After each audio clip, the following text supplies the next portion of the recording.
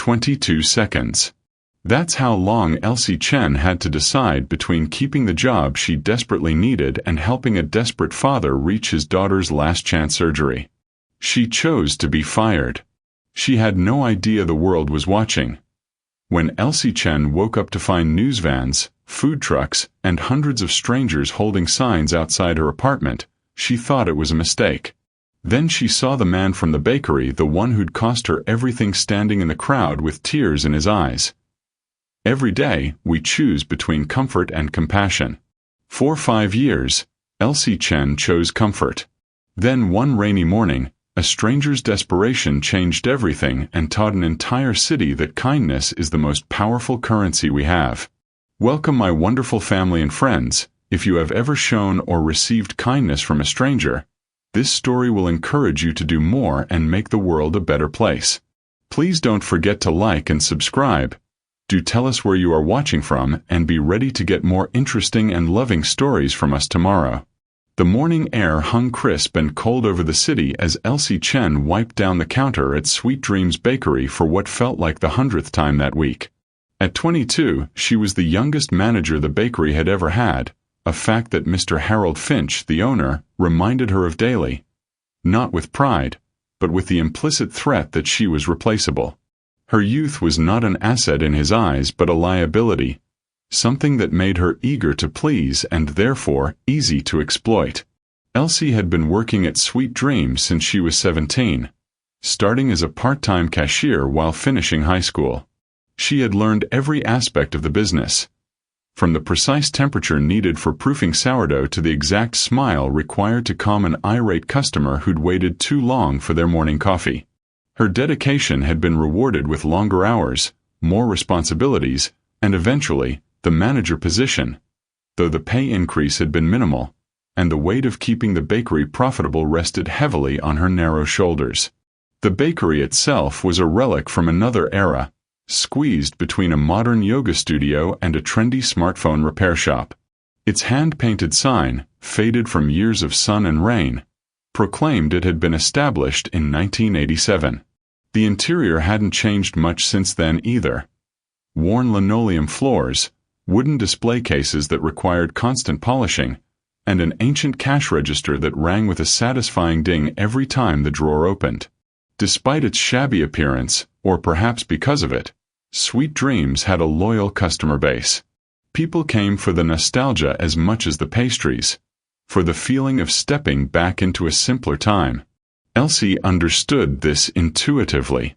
She kept fresh flowers on the counter, usually whatever was on sale at the grocery store, and made sure the coffee was always fresh, even if it meant brewing new pots every 30 minutes. She remembered customers' names and their usual orders, asked about their children and their health, and listened to their stories with genuine interest. Under her management, the bakery's revenue had increased by 15%, a fact she'd proudly presented to Mr. Finch during her last review. He'd responded by reminding her that 15% of not much was still not much, and that she shouldn't get too comfortable. On this particular morning, a Tuesday in late November, the rain had started before dawn and showed no signs of stopping. The kind of rain that soaked through coats and umbrellas, that turned the city into a gray watercolor painting. Elsie had arrived at 4:30, as she always did, to begin preparing for the morning rush. The sourdough starters needed feeding, the croissants needed their final proof, and the coffee machines needed their daily cleaning ritual. By 6:30, when they opened, she had everything ready. Marcus, her sole employee for the morning shift, had arrived later again, mumbling excuses about his alarm clock. Elsie didn't have the heart to scold him. Marcus was 19, working to save money for community college, and she saw too much of her younger self in his tired eyes and determined jaw.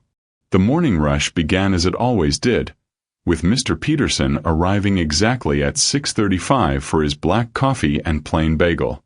Then came the yoga class students, ordering elaborate drinks with alternative milks and sugar-free syrups.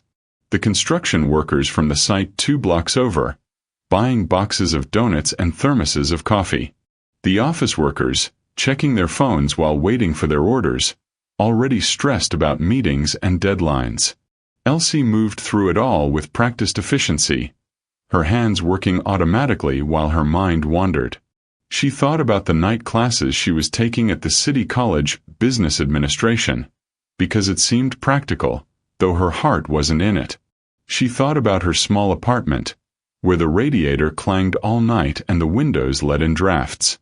She thought about her mother, who called every Sunday to ask if she'd met anyone nice, if she was eating enough, if she was happy. Was she happy? The question felt too large for a Tuesday morning. It was nearly 8 o'clock when he stumbled through the door. The man was clearly out of place. His suit, though soaked through, was expensive, the kind Elsie only saw in the windows of downtown shops she couldn't afford to enter.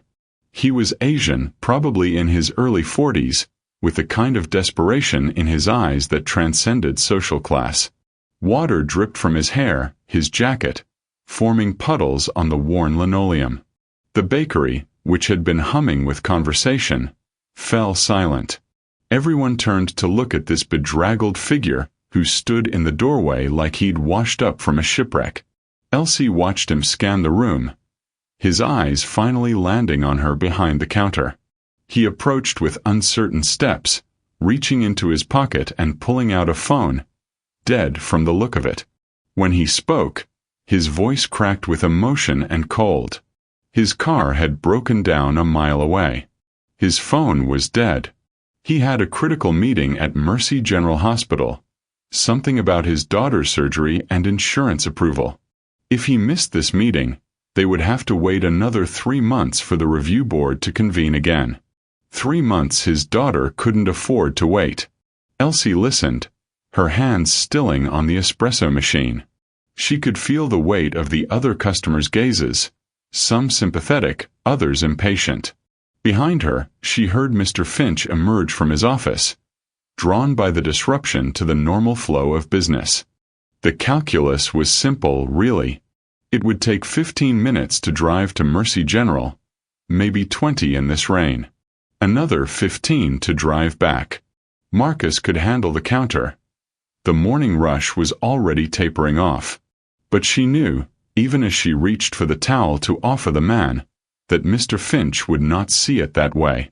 What's going on here? Mr. Finch's voice cut through the bakery like a dull knife. He was a small man who made up for his stature with an oversized personality, all sharp edges and bitter disappointments. He'd inherited the bakery from his father and ran it like a prison, counting every penny and begrudging every kindness. Elsie explained the situation quickly, already untying her apron. She saw the storm clouds gathering in Mr. Finch's face, the way his thin lips pressed together in disapproval. When she said she would drive the man to his meeting, Mr. Finch's face turned the color of overripe tomatoes. "Absolutely not," he said, his voice rising. "You're on the clock. We have customers. This is a business, not a charity." The words hung in the air like a challenge. Elsie looked at the man. James, he'd said his name was James, and saw not just his desperation but something else. She saw her father years ago, missing her school play because his boss wouldn't give him 2 hours off. She saw her mother, fired from a cleaning job for taking a phone call when Elsie had fallen at school. She saw all the small cruelties that keep the world turning, the calculations that put profit over people. "Then I guess I'm off the clock," she said, folding her apron carefully and setting it on the counter. The gesture felt momentous, like stepping off a cliff. 5 years of her life folded into that simple square of fabric. Mr. Finch's face cycled through several colors before settling on a mottled purple. "If you leave now, don't bother coming back." The bakery was completely silent now. Even the coffee machines seemed to have paused their gurgling. Elsie felt every eye on her, felt the weight of the choice she was making. 22 years old, no degree, no savings to speak of, and she was about to throw away the only steady job she'd ever had. "Then I won't," she said simply. She turned to James. "My car's out back. Let's go." The drive to Mercy General took place in a strange bubble of calm despite the storm raging outside. Elsie's 2008 Honda Civic, with its temperamental heater and squeaky windshield wipers, had never felt more like a chariot. James sat in the passenger seat, clutching his dead phone, alternating between profuse thanks and anxious silence. He told her about his daughter, Lily, 10 years old. A dancer before the accident that damaged her spine. The surgery that could give her back the use of her legs, but only if the insurance approved it. The months of appeals and paperwork. This final meeting with the review board. Elsie listened, navigating through the rain-slicked streets with the careful attention of someone who couldn't afford an accident. She thought about choices. The ones we make in an instant that define us, the ones we make slowly that trap us. She'd just made the first kind. She wondered if she'd regret it. They pulled up to the administrative building with 3 minutes to spare. James practically leaped from the car, then turned back, his face a mixture of gratitude and concern. "I don't know how to thank you," he said. "You just lost your job for a complete stranger." Elsie managed to smile. Sometimes the right thing costs something. That's how you know it's right. He asked for her name, her full name, and she gave it. Elsie Chen. He repeated it like he was memorizing it, then ran through the rain toward the building. Elsie watched him go, then drove back through the city toward her apartment. There was no point in returning to the bakery. Mr. Finch had made that clear, and she knew him well enough to know he wouldn't change his mind. Pride was the only currency he truly valued. The next week passed in a blur of job applications and dwindling bank balances. Elsie's apartment, always small, seemed to shrink with each day of unemployment. She applied to other bakeries, to coffee shops, to restaurants. Some called back, but when they checked her references, the conversations always ended the same way. Mr. Finch, it seemed, was ensuring she stayed unemployed. She thought about James sometimes, wondered if he'd made his meeting, if his daughter would get her surgery. She hoped so. It would make her sacrifice mean something at least. But as the bills piled up and her savings account emptied, she began to wonder if she'd been foolish. Noble, perhaps, but foolish. The world didn't reward nobility. It rewarded those who kept their heads down and did what they were told. It was exactly 1 week after the incident when her phone rang. Unknown number. She almost didn't answer. Too many debt collectors had been calling lately. But something made her pick up. "Is this Elsie Chen?" The voice was unfamiliar, professional. "Yes. Ms. Chen, my name is Robert Kim. I'm a producer with Channel 7 News. We'd like to speak with you about an incident at Sweet Dreams Bakery last week. But first, you might want to look outside your window." Elsie frowned, walking to her window. She lived on the 3rd floor of an aging apartment building, her window overlooking the street. What she saw made her step back in shock. The street was full. Not just full packed. Cars lined both sides, including several news vans with satellite dishes. A food truck was setting up on the corner. People milled about on the sidewalk, some holding signs she couldn't quite read from this distance. Her elderly neighbor, Mrs. Patterson, was on the sidewalk, gesturing animatedly to a group of people. Her phone rang again. "Mrs. Patterson." "Elsie, dear." The old woman's voice was breathless with excitement. "You need to come down here. That nice man from the news wants to speak with you. They all do. It's quite the production." "Mrs. Patterson, what's happening?" "Just come down, dear. Trust me." Elsie pulled on a coat, her interview coat, though she didn't know why that seemed important, and made her way downstairs. The stairwell echoed with more noise than usual, voices and footsteps and an energy that seemed to pulse through the building. When she stepped outside, the crowd turned toward her almost as one. A reporter approached, microphone in hand, cameraman trailing behind. "Ms. Chen, How does it feel to be the city's newest hero? Hero? Elsie blinked in the bright lights. I'm sorry, I don't understand. The crowd parted, and there was James. But not the desperate, rain-soaked man from a week ago. This James wore a dry suit and a smile that transformed his entire face. Beside him, in a wheelchair decorated with ribbons, sat a young girl. Even from a distance, Elsie could see the resemblance. The same eyes, the same determined chin. "Hello, Elsie," James said, his voice carrying across the crowd. "James, what is all this?" He gestured to the girl beside him. "This is my daughter, Lily. Thanks to you, I made that meeting. The insurance approved her surgery. She's going to walk again." The crowd murmured appreciatively. Lily wheeled herself forward, navigating the slight bump in the sidewalk with practiced ease.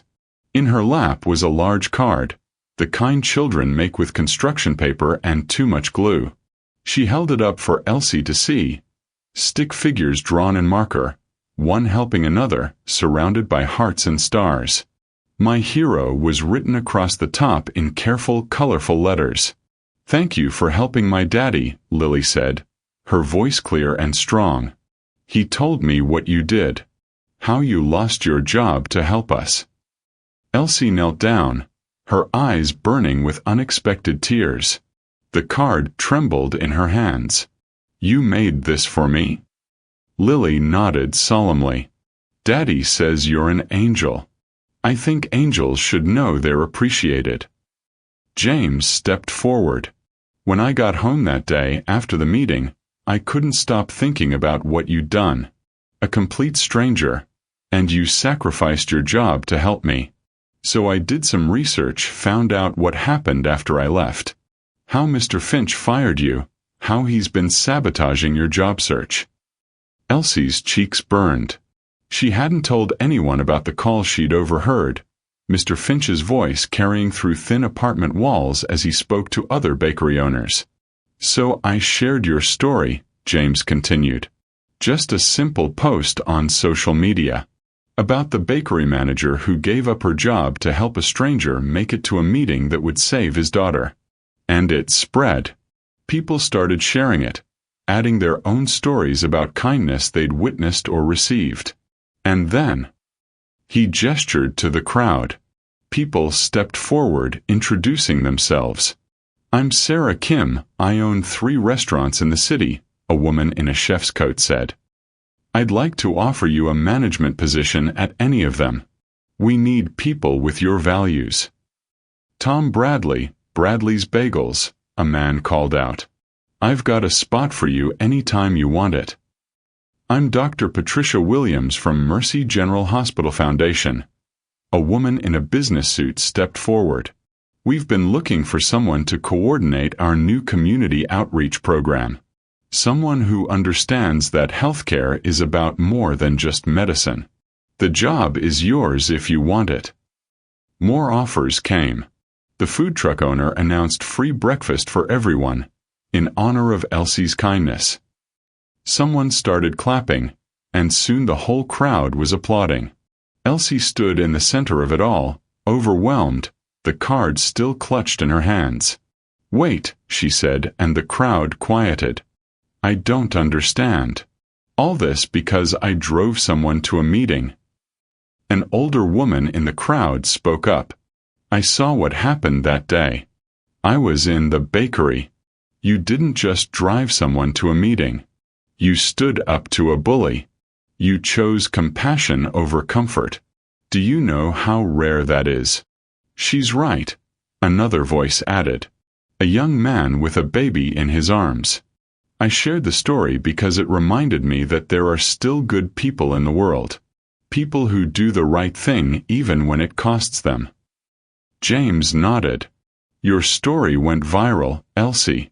Not because people love drama, but because they're hungry for proof that kindness still exists. That someone somewhere will choose to help instead of looking away." Through the crowd, a familiar figure pushed forward.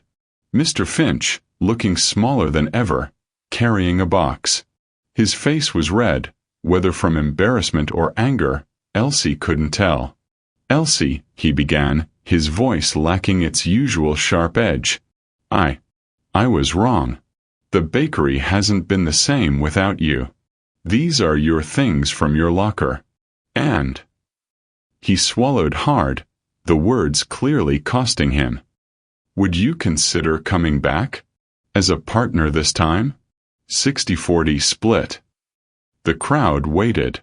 Elsie looked at Mr. Finch, this man who had made her working life a careful balance of fear and determination. She thought about the 5 years she'd given to sweet dreams, the early mornings and late nights, the customers she'd grown to love despite everything. "Mr. Finch," she said carefully, "I appreciate the offer, but I think we both know that partnership requires mutual respect, and that's something you can't just offer when the cameras are rolling." She turned to Dr. Williams. "Tell me more about this community outreach position." The doctor smiled. "It's a new program we're launching. We need someone to coordinate between the hospital and the community, to identify needs and create programs to address them. Someone who understands that health isn't just about medicine. It's about connection, support, and yes, kindness. The salary is competitive, and more importantly, you'd be making a real difference in people's lives." The crowd erupted in cheers. Mr. Finch slunk away, the box of Elsie's belongings left on the sidewalk. Someone picked it up and handed it to her. Inside, she could see her favorite mug, the one with the chip on the handle, and the small succulent she'd kept by the register. The food truck owner, a large man with kind eyes, began serving breakfast sandwiches and coffee. "On the house," he called out. "Let's celebrate someone doing right." The atmosphere transformed from a gathering to a street party. Neighbors who had lived in the building for years without speaking were suddenly sharing stories and phone numbers. The news crews moved through the crowd, capturing moments of connection and joy. Children played on the sidewalk while their parents talked about the importance of teaching kindness by example. James found Elsie in the crowd, Lily beside him. "I need you to know," he said quietly under the noise of celebration. "I'm not a wealthy man. I'm a single father, a middle school teacher. But when I shared your story, I had no idea it would become this. I just wanted people to know that someone had chosen to be kind when it would have been easier to look away." "You're a teacher?" Elsie asked, surprised. He nodded. "Lily's surgery wiped out my savings, even with insurance covering most of it. That car that broke down. It's 15 years old. I've been putting off fixing it to save for her post-surgery care. But that meeting, it was everything. And you made it possible." Lily tugged on Elsie's coat. "Will you come visit me after my surgery? Daddy says I'll need to learn to walk again. It'll be hard. But maybe if you're there sometimes it won't be so scary." Elsie knelt down again, meeting Lily's eyes. "I would be honored to be there. If your dad says it's okay." "Please," James said quickly. "You're part of our story now. The good part." Dr. Williams approached with a business card. "Can you start Monday? We have so much to do. The community outreach program is funded but needs someone with vision to shape it. Someone who understands that sometimes the smallest acts of kindness can change everything." Elsie took the card, running her thumb over the raised letters. Community Outreach Coordinator. It sounded important. It sounded like possibility. "I'll be there," she said. The celebration continued for another hour. People shared their own stories of kindness received and given. The news crews interviewed dozens of people, all eager to talk about why this story had touched them. Social media buzzed with photos and videos, the hashtag Elsie's Kindness trending nationally. But for Elsie, the noise faded to background as she sat on the steps of her building with Lily, teaching her to fold origami cranes from napkins the food truck owner had provided. "Daddy says in Japan, if you fold 1,000 cranes, You get a wish, Lily said, her small fingers working carefully. What would you wish for? Elsie asked. I already got my wish, Lily said simply. I'm going to walk again. So maybe now I'll wish for other people, that they find their own Elsies when they need them. As the crowd finally began to disperse, Mrs. Patterson sat down beside Elsie. The elderly woman had lived in the building for 40 years, had seen the neighborhood change, had watched as people became more isolated, more afraid of each other. You know what you did, don't you? Mrs. Patterson asked. I helped someone get to a meeting, Elsie said. No, dear. You reminded us all that we're connected. That what happens to one of us matters to all of us. Look at this. She gestured to the lingering groups of neighbors talking. I haven't seen this street this alive in 20 years. All because you chose to see a person in need instead of an inconvenience. As the sun began to set, painting the sky in shades of pink and gold, Elsie helped clean up the street. The food truck owner, who introduced himself as Miguel, insisted on leaving her with a week's worth of breakfast sandwiches. You come by my truck any time, he said. Heroes eat free. She protested that she wasn't a hero, but he waved her off. Heroes never think they are. That's part of what makes them heroes. James and Lily were among the last to leave. They'd spent the afternoon talking with other families who'd faced medical crises, sharing resources and support. Lily had given away most of her origami cranes to other children, keeping only one for herself. The surgery is scheduled for next month, James told Elsie. Would you really come? Try to keep me away, Elsie said. As they drove off, Lily waving from the back window, Elsie stood on the sidewalk of the apartment building that had never quite felt like home until today. The street was quiet again, but it was a different kind of quiet. A peaceful quiet, like the pause between movements in a symphony. Her phone buzzed with messages. Job offers from people who'd heard the story. Interview requests from national news outlets. A text from Marcus at the bakery, telling her that customers had been coming in all day asking for her, leaving tips in a jar labeled Elsie's Kindness Fund that he'd set up by the register. Mr. Finch had tried to remove it, but the customers had revolted. But the message that made her smile was from a number she didn't recognize. Hi Elsie, you don't know me, but I saw your story. I was having the worst day, thinking the world was just cruel and cold. Then I read about what you did. I was going to ignore the homeless man I pass every day on my way to work. Instead, I stopped, asked his name, it's George, and bought him breakfast. He cried. I cried. Thank you for reminding me that we can choose kindness. Maria. Elsie climbed the stairs to her apartment, her footsteps echoing differently somehow. The apartment was the same. Small, drafty, with the clanging radiator and thin walls. But she was different. The world was different. Or maybe the world had always been this way, full of people ready to choose kindness, and she just helped them remember. She set Lily's card on her small kitchen table, propping it up against the wall where she could see it while she ate her meals. My hero in a child's handwriting. She thought about the job starting Monday, about the program she could create, the connection she could foster between the hospital and the community. She thought about Lily's surgery, about being there when she took her first steps on healed legs. Her mother called as she did every evening. Elsie, I saw the news. My daughter on television. Mrs. Wong from down the street called to tell me. Are you eating enough? You looked thin on TV. Elsie laughed, really laughed, for the first time in a week. I'm eating fine, Ma. Actually, I have a week's worth of breakfast sandwiches in my fridge. And this new job? It's stable. Good benefits. It's at the hospital, Ma. Helping people. And yes, good benefits. Helping people, her mother repeated softly. Your father would be proud. He always said the best investment was in kindness. It always pays dividends, even if you can't see them right away. After they hung up, Elsie sat in her small living room, watching the city lights come on one by one.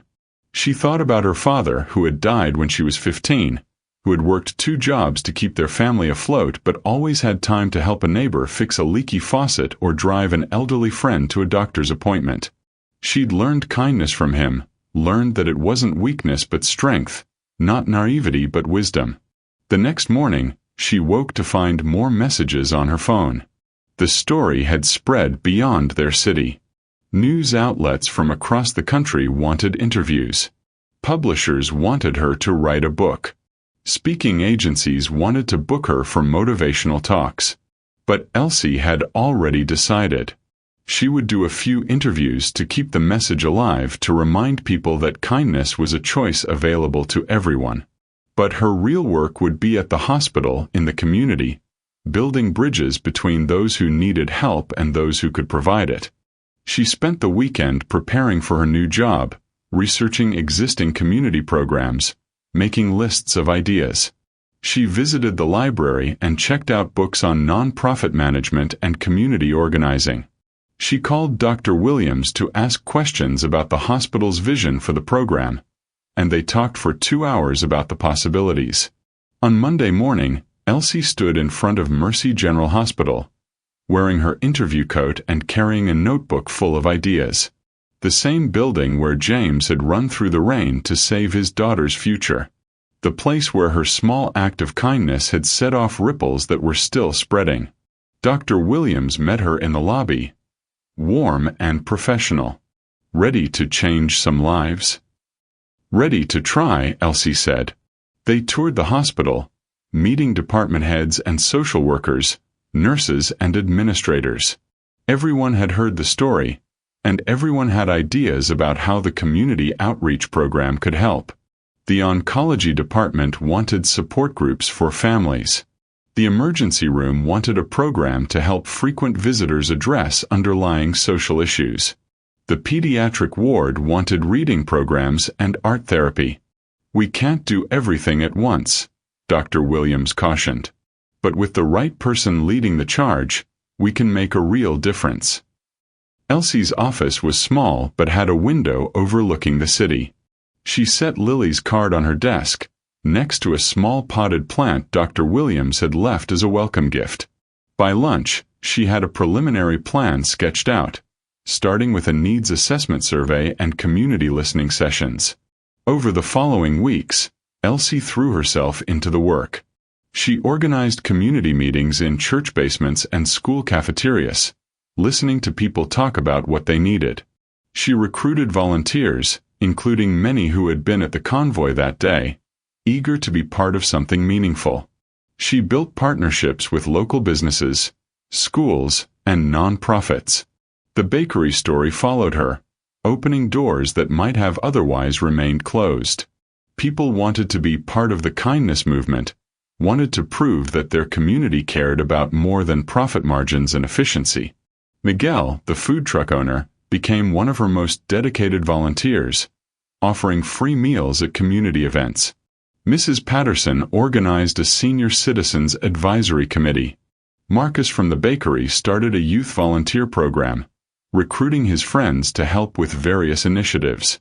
Even Mr. Finch, perhaps shamed by the public response or genuinely changed by the experience, began donating day-old bakery goods to the hospital's food pantry program. The day of Lily's surgery, Elsie took a personal day. She sat in the waiting room with James, holding his hand when the fear became too much. They didn't talk much, but her presence was enough. When the surgeon came out 5 hours later to say the operation had been a success, they both cried. She'll need months of physical therapy, the surgeon explained. But the prognosis is excellent. She should regain full use of her legs. In the recovery room, Lily was groggy but smiling. She squeezed Elsie's hand weakly. "Did you bring cranes?" Elsie pulled out a string of paper cranes she'd been folding during the wait. "Only 100. We'll have to work on the other 900 together. Deal, Lily whispered before drifting back to sleep. The community outreach program grew beyond anyone's expectations. Within 6 months, they had established a transportation program for patients who couldn't afford to get to appointments, a meal delivery service for families with hospitalized children, support groups in 12 languages, and a job training program for people recovering from illness or injury. The ripple effects continued. Other hospitals began reaching out, wanting to replicate the model. Elsie was invited to speak at conferences, sharing not just the programs they'd created but the philosophy behind them. That healthcare was about more than medicine, that communities heal together, that kindness was not a luxury but a necessity. A year after that rainy morning when she'd chosen to drive a stranger to a meeting, Elsie stood in the hospital auditorium, addressing a room full of volunteers. Lily was there, walking with only a slight limp, helping to hand out volunteer badges. James sat in the front row, proud and grateful. Mrs. Patterson and her senior advisory committee occupied a whole section, wearing matching T-shirts they'd designed themselves. Miguel had catered the event, refusing payment as always. A year ago, Elsie began, I made a choice that seemed to cost me everything. I lost my job, my financial security, my plan for the future. But what I gained was so much more. I gained a community. I gained purpose. I gained the knowledge that one act of kindness, no matter how small it seems, can create waves of change. She looked out at the faces, young and old, various colors and backgrounds, united by a desire to help. Each of you has chosen to be here, to give your time and energy to strangers. You've chosen to see need and respond with action. You've chosen to believe that we are all connected, that what happens to one of us matters to all of us. Some people have called me a hero, she continued. But I'm not. I'm just someone who made a choice. The same choice each of you makes every time you volunteer, every time you help, every time you choose kindness over indifference. The real heroes are the people who do this work day after day, without recognition, without fanfare, because they believe in the power of human connection. The applause was warm and sustained. As people mingled afterward, sharing stories and signing up for new volunteer shifts, Elsie found herself standing by the window, looking out at the city. The same city where she'd once felt small and insignificant, where she'd worried about making rent and keeping a job that slowly crushed her spirit. Lily appeared at her side, walking carefully but confidently.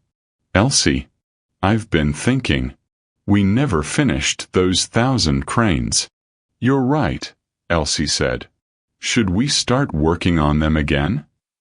Actually, Lily said, pulling out a carefully folded piece of paper. I've been making them. I'm up to 999. She handed Elsie the paper. This one's for you to make. The 1,000th. So we can make our wish together. Elsie took the paper, bright yellow like sunshine, and began folding. Lily guided her through the steps they both knew by heart now. When the crane was complete, they held it together. What should we wish for? Elsie asked. Lily thought for a moment. That everyone finds their helper when they need one. And that everyone gets a chance to be the helper too. It was, Elsie thought, a perfect wish. As the event wound down and volunteers began heading home, Elsie helped clean up. She found herself working alongside James, stacking chairs and collecting name tags. Thank you, he said quietly. Not just for that day. For all of this. For showing Lily that the world can be good. She would have learned that from you, Elsie said. Maybe. But she learned it better by seeing it in action. By seeing someone choose to help when they had every reason not to.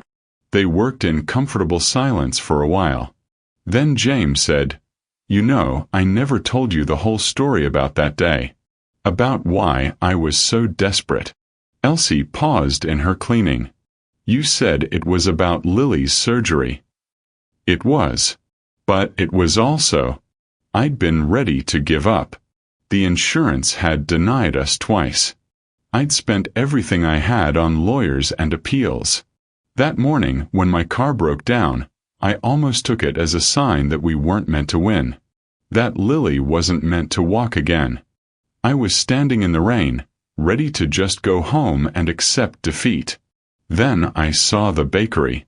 Saw you through the window, helping customers, smiling despite what looked like a difficult morning rush. And I thought, maybe I'll try one more time. He met her eyes. You didn't just drive me to a meeting, Elsie. You gave me hope when I had none left. And that hope saved my daughter. Elsie felt tears prick her eyes. All this time, she'd thought of that morning as a simple choice. Help someone or don't. She hadn't realized she was pulling someone back from the edge of despair. We saved each other, she said finally. That's what people do. We save each other. As the last of the volunteers left and the auditorium lights were dimmed, Elsie walked to her car, a newer model now, bought with her hospital salary, though she still felt fond of the old Honda that had carried them through the rain that day. The parking lot was quiet, but the hospital behind her hummed with life. With births and deaths, with healing and hope, with all the messy complexity of human existence. Her phone buzzed with a text from her mother. Saw the event on the news. You looked beautiful. Are you eating enough? Elsie smiled, typing back. I'm eating fine, Ma. Actually, I'm going to stop by Miguel's food truck on the way home. Good. Your father would be so proud. His daughter, changing the world with kindness. Not changing the world, Ma. Just my little corner of it. Same thing, her mother replied. Every corner matters. Driving through the city streets, Elsie thought about corners. About the corner where Sweet Dreams Bakery sat, now under new management since Mr. Finch had sold it 6 months ago. About the corner where she'd picked up James that rainy morning. About all the corners in the city where people were choosing kindness, creating their own ripples of change. She stopped by Miguel's food truck as promised, and he refused her money as always. Heroes eat free, he said with his usual grin, adding extra sauce to her sandwich. When are you going to stop calling me that? She asked. Never, he said simply. Deal with it. Over the following months, the connection between Elsie and James deepened naturally. What had started as gratitude evolved into friendship, and friendship into something more. They discovered shared values beyond that fateful morning. Both loved old movies, both volunteered at the literacy center, both believed in the power of small acts to create big changes. James would often stop by the hospital after school, sometimes with Lily, sometimes alone. He'd bring coffee and they'd talk about their days, about the students he was teaching and the program she was building. Lily became a regular volunteer, reading to younger patients in the pediatric ward, her slight limp a badge of honor that gave hope to other children facing long recoveries. Their first official date was almost comically normal after such a dramatic beginning. Dinner at a small Italian restaurant, where they laughed about the strange path that had brought them together. Most people meet at work or through friends, James said over pasta. We met during a crisis in a bakery. It makes a good story, Elsie agreed. Though Lily's version gets more dramatic every time she tells it. Last week she told her class you were basically a superhero who appeared out of nowhere to save us. James laughed. She wasn't entirely wrong. 2 years passed. The community outreach program had become a model for hospitals nationwide. Elsie had been promoted to Director of Community Services, overseeing an expanding team of coordinators and volunteers. She'd finally finished her degree, studying at night while working, with James helping her through statistics homework and celebrating every small victory. On a November morning, exactly 3 years after their first meeting, Elsie arrived at her office to find it filled with paper cranes. Hundreds of them, hanging from strings, perched on every surface, transforming the space into a riot of color. Lily stood in the center, beaming. We did it. 1,000 cranes. Lily, these are beautiful, but what? Count them, Lily insisted. I want to make sure we have exactly 1,000 before we make our wish. Elsie began counting, touching each crane gently.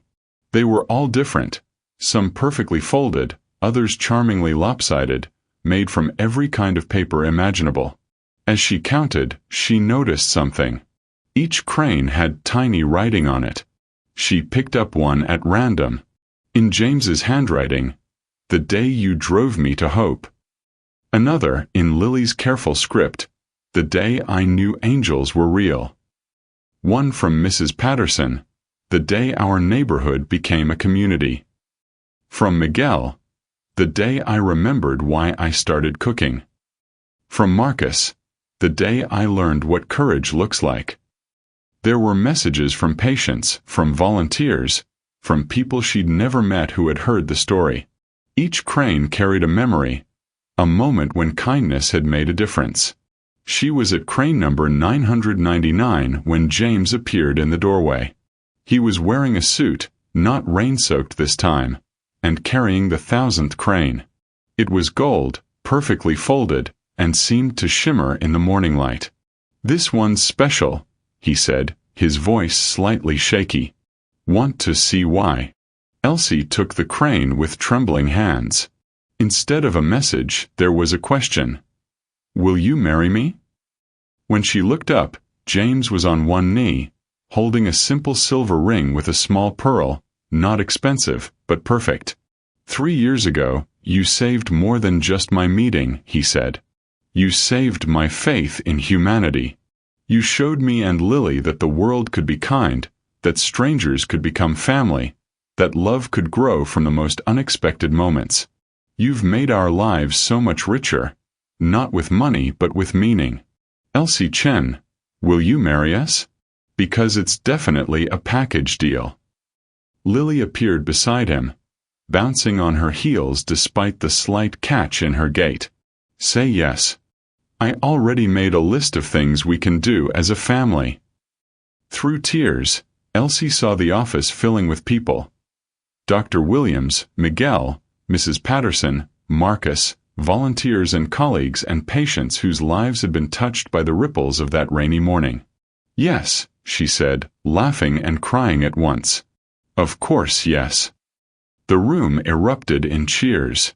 James slipped the ring onto her finger, then stood to kiss her while Lily hugged them both. Someone, probably Miguel, had brought champagne, and soon everyone was toasting and sharing stories. "So what was the wish?" someone called out. "With the 1,000 cranes?" Elsie, James, and Lily exchanged glances. "That everyone finds their helper when they need one," Lily said. "And that everyone gets a chance to be the helper too."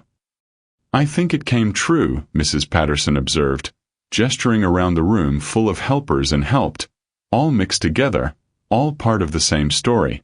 Later, after the impromptu celebration had wound down and the office was quiet again, Elsie sat at her desk, surrounded by 1,000 paper cranes and infinite possibilities. James had gone to pick up Lily from school, but they'd have dinner together that night, the three of them, planning a future that had begun with a choice to help a stranger in the rain. Her phone buzzed. Another unknown number, but she answered it without hesitation now. "Is this Elsie Chen?" a young voice asked. "Yes, this is Elsie. I heard about what you do. The programs at the hospital. I'm aging out of foster care next month and I don't know what to do. Someone said you might be able to help." "Of course," Elsie said, already reaching for her resource binder. "Let's start with your name and what you need most right now." As she listened to another story of someone in need, Elsie touched the ring on her finger, then looked at the 1,000 cranes surrounding her. Each one a wish, a hope, a moment when someone chose kindness. The ripples were still spreading, would always spread, as long as people chose to see each other, to help each other, to love each other despite the rain. Outside her window, the city hummed with life. Somewhere, someone was struggling. Somewhere else, someone was reaching out to help. The cycle continued, as it always had, as it always would. And in her small office, surrounded by paper cranes and infinite possibility, Elsie Chen continued her work of connecting those who needed help with those who could provide it, one act of kindness at a time. The morning she'd lost her job at the bakery, she'd thought her life was ending. Instead, it had just begun. All because she'd chosen to see a person in need instead of an inconvenience. All because she'd said yes to kindness, even when it cost her everything she thought she had. Now she had more than she'd ever dreamed. Not just a job but a calling, not just a partner but a family, not just a life but a purpose. And it had all started with a simple choice on a rainy morning, when the world had asked her what mattered more, comfort or compassion. She'd chosen compassion, and the world had responded with an avalanche of love. As she helped the young person on the phone navigate their options, Elsie smiled. Somewhere in the city, James was picking up Lily from school, probably stopping for ice cream even though dinner was in an hour. Tonight they'd plan a wedding, but more importantly, they'd plan a life together. One built on the foundation of kindness, strengthened by community, and blessed by the knowledge that every small act of love creates ripples that can change the world. The convoy that had showed up at her apartment that morning 3 years ago had dispersed, but its spirit lived on in every person who chose to help instead of looking away. And in a small office overlooking the city, surrounded by 1,000 paper wishes come true, Elsie Chen continued the work of proving that kindness, in the end, is always worth the cost.